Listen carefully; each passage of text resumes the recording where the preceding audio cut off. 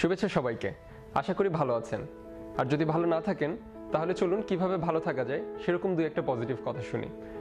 আমরা ভালো থাকবো কি খারাপ থাকবো, আমরা সফল হব কি ব্যর্থ হব, তার প্রতিটা জিনিসই কিন্তু নির্ভর করে আমাদের নিজেদের উপর, নিজেদের ইচ্ছা শক্তি, আমাদের নিজেদের চিন্তার উপর। আমাদের চিন্তা সেটি আমরা বলি যে আমাদের মন থেকে আসে, কিন্তু আসলে মন বলতে তো মেডিকেল সায়েন্সে হয়তো কিছু নেই, সবকিছু আসলে আমাদের ব্রেন থেকে আসে, তার মানে আমাদের মস্তিষ্ক।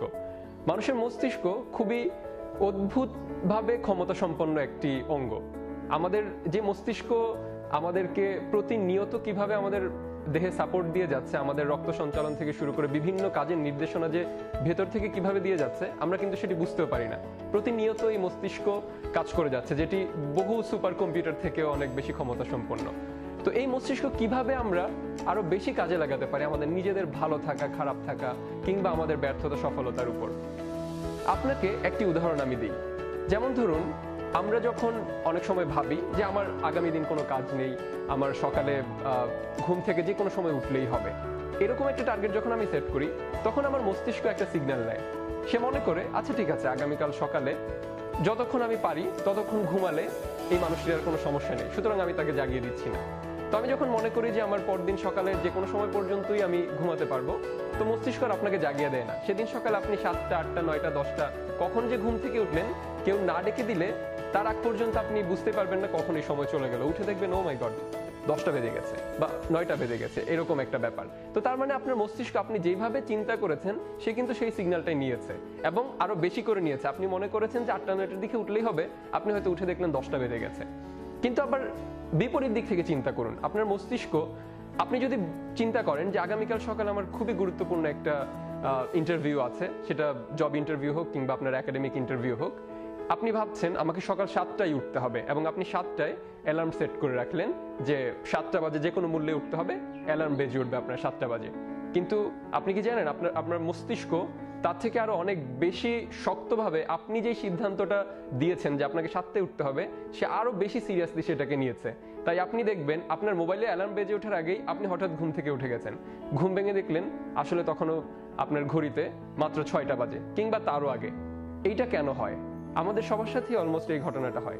এর একটা বড় কারণ হচ্ছে আপনি যেটা স্ট্রংলি বিশ্বাস করেন বা যেটা চিন্তা করেন, আপনার মস্তিষ্ক সেটা আপনার থেকে আরো বেশি সিরিয়াসলি নিয়ে নেয়। তাই আপনি যখন ভাবেন আপনাকে 7টায় উঠতেই হবে, যেটা আপনার লাইফের একটা খুব বড় ডিফাইনিং একটা মোমেন্ট, যে আগামীকাল সকাল 7টায় উঠে আপনাকে সেই ইন্টারভিউটাতে যেতে হবে, আপনার মস্তিষ্ক সেটাকে এতই সিরিয়াসলি নিয়েছে যে সে আপনাকে 7টা না, সে আপনাকে 6টা কিংবা তারও আগে থেকে ঘুম ভাঙিয়ে দিচ্ছে। আপনার মোবাইলের অ্যালার্মের জন্য অপেক্ষা করতে হয়নি। এই ঘটনার থেকে একটা জিনিস আমরা বুঝতে পারি যে আমরা আমাদের জীবনে আমরা যে জিনিসটাকে খুব শক্তভাবে বিশ্বাস করি, আপনার মস্তিষ্ক আপনাকে তার থেকে আরো বেশি রিটার্ন দিবে। অর্থাৎ আপনি যদি কোনো কিছুকে শক্তভাবে বিশ্বাস স্থাপন করতে পারেন, আপনাকে এটা করতেই হবে, আপনি এটা করতে চান এবং নিজে যদি সেটার জন্য নিজের মতো করে সেই কাজটা করা শুরু করেন, তাহলে আপনার মস্তিষ্ক আপনাকে আরো বেশি এগিয়ে নেবে। আর আমরা চারপাশ থেকে এত বেশি নেগেটিভ কথাবার্তা শুনি, সেই নেগেটিভ কথাবার্তা আমরাই একসময় হয়তো ভাবতে থাকি যে আমাকে দিয়ে কিছু হবে না বা আমি কিছু করতে পারবো না।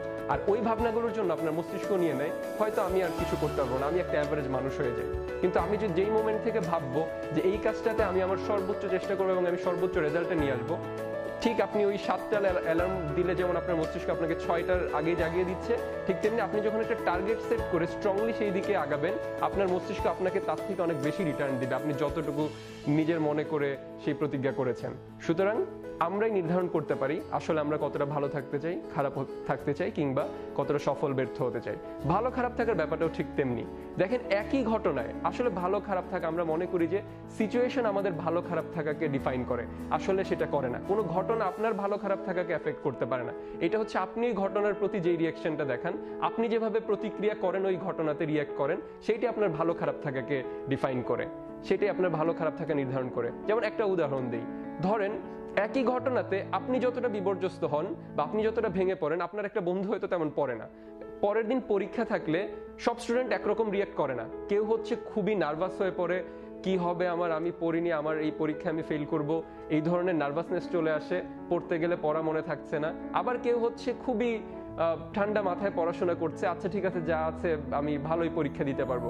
তার মানে একই ঘটনায় দেখেন দুইটা মানুষ দুইভাবে রিয়েক্ট করছে। একই ঘটনায় একজন ওই ঘটনাটা দেখে নার্ভাস হয়ে যাচ্ছে, আরেকজন খুব ঠান্ডা মাথায় কাজ করছে। তার মানে এটা হচ্ছে আপনার রিয়াকশন। কোনো ঘটনায় আপনি নিজের ভালো খারাপ থাকার উপর কেউ আপনাকে একটা নেগেটিভ কমেন্ট করলো বা চারপাশ থেকে মানুষ আপনাকে যাই বলুক, আপনি যদি স্ট্রং থাকেন, আপনি যে জিনিসটা বিশ্বাস করেন, আপনি সেই জায়গায় যদি স্থির থাকেন, তাহলে কেউ আপনার ভালো খারাপ থাকা কিংবা আপনার সফলতা ব্যর্থতাকে আসলে ডিফাইন করতে পারে না আপনি ছাড়া। সুতরাং ভালো খারাপ থাকা, আমি ভালো আছি কি খারাপ আছি, হ্যাঁ অনেক সময় দুর্ঘটনা ঘটতেই পারে, তবে সেইটাকেও মোকাবেলা করার মতো শক্তি রাখতে হবে। আর তাই সবসময় বিশ্বাস রাখতে হবে যে আমি যেটা বিশ্বাস করবো আমি সেটাই হতে পারবো। So what you believe you become.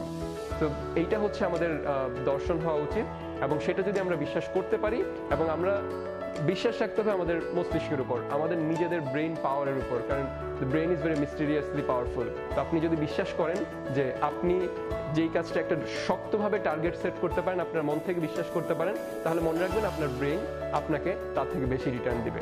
ধন্যবাদ।